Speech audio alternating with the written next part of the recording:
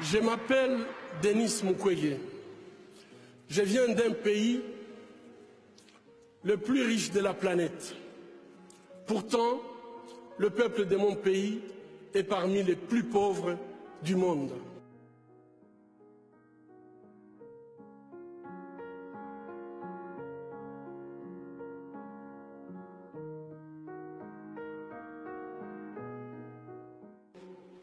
La réalité troublante est que l'abondance de nos ressources naturelles, or, coltan, cobalt et d'autres minéraux stratégiques, alimente la guerre, source de la violence extrême et de la pauvreté abjecte en République démocratique du Congo. Nous aimons tous les belles voitures, les bijoux, les gadgets. J'ai moi-même un smartphone. Ces objets contiennent des minéraux qu'on trouve chez nous, souvent extraits dans des conditions inhumaines par des enfants jeunes qui sont victimes d'intimidation et de violences sexuelles.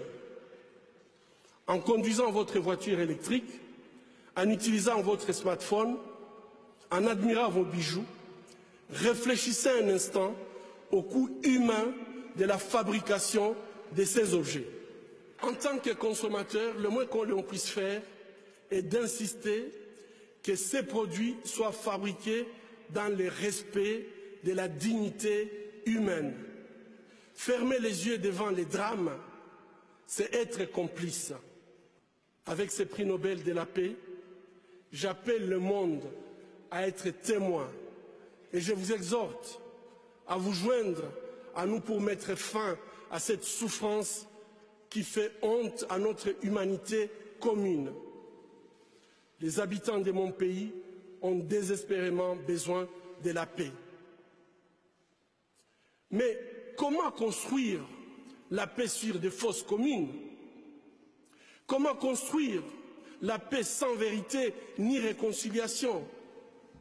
Comment construire la paix sans justice ni réparation?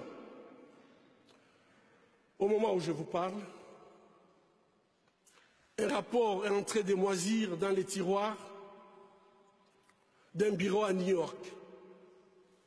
Il a été rédigé à l'issue d'une enquête professionnelle et rigoureuse sur les crimes de guerre et les violations des droits humains perpétrés au Congo. Cette enquête nomme explicitement des victimes, des lieux, des dates, mais élude les auteurs. Ces rapports du projet Mapping, établi par le Haut Commissariat des Nations Unies aux droits humains, décrit pas moins de 617 crimes de guerre et crimes contre l'humanité, et peut-être même des crimes de génocide. Qu'attend le monde pour qu'il soit pris en compte?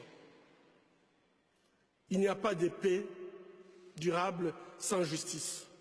Or, la justice ne se négocie pas. Ayons le courage de jeter un regard critique et impartial sur les événements qui sévissent depuis trop longtemps dans la région des Grands Lacs. Ayons le courage de révéler le nom des auteurs des crimes contre l'humanité pour tout simplement éviter qu'ils continuent d'endeuiller cette région martyre. Ayons le courage de reconnaître nos erreurs du passé.